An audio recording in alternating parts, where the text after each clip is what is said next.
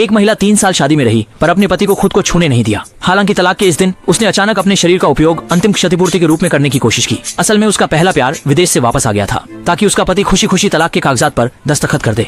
वह इस तरह से अपने पति को दान करने के लिए तैयार थी मानो इन 3 वर्षों की शादी केवल एक व्यापार थी। हालांकि उसे बिल्कुल भी उम्मीद नहीं थी कि उसका पति इस दान को स्वीकार नहीं करेगा बल्कि उसे ठंडे तरीके से धक्का देगा। यह धक्का मानो 3 वर्षों की शादी का विदाई था। भी ऐसा लगता है जैसे अपने लिए अंतिम सम्मान बनाए रखने के लिए। पति को लगा था कि इस घटना के बाद पत्नी कुछ संयम बरतेगी, लेकिन अगले दिन जब वह घर वापस आया और तलाक के कागजात पर हस्ताक्षर करने की तैयारी की तो उसके सामने का दृश्य एक तेज धार वाली छुरी की तरह उसके दिल में गहराई से चुभ गया।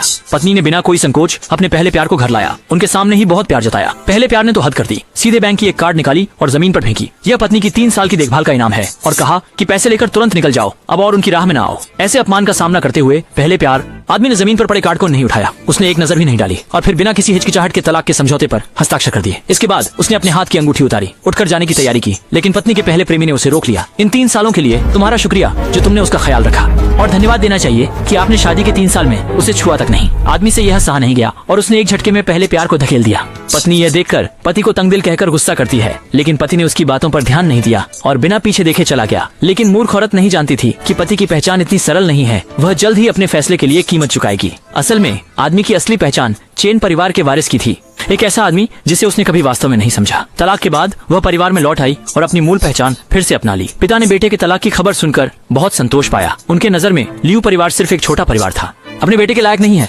आदमी को भी अंततः एहसास हुआ कि उस औरत के लिए पिता से मतभेद करना कितना मूर्खतापूर्ण निर्णय था। उसने सोचा था कि प्यार सब कुछ पार कर सकता है, लेकिन यह नहीं सोचा था कि वह अपनी पत्नी के लिए बस एक विकल्प है। जब बेटे ने सही रास्ता चुना, पिता बेहद उत्साहित हो गए।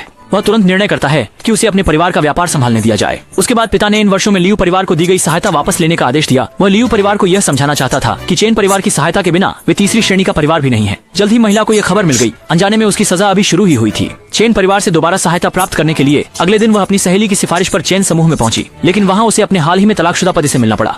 चुप हो गया। शांकिंग क्षमताएं ग्रुप का नया अध्यक्ष है चुप्पी। चुप्पी शांगझिंग के चेन परिवार का ट्रम्प कार्ड है।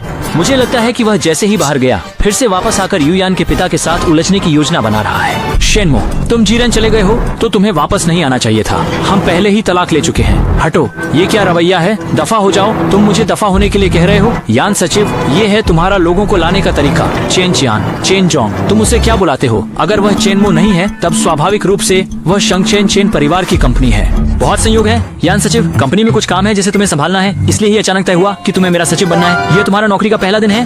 तुमने मेरी गतिविधियों को दूसरों के साथ साझा किया, क्या यह कुछ ज्यादा नहीं है? नहीं शेनझोंग, वे सिर्फ संयोग से वहाँ से गुजर रहे थे और उन्होंने गलत व्यक्ति को पहचान लिया। इस प्रकार की घटना मैं नहीं चाहता कि दोबारा हो।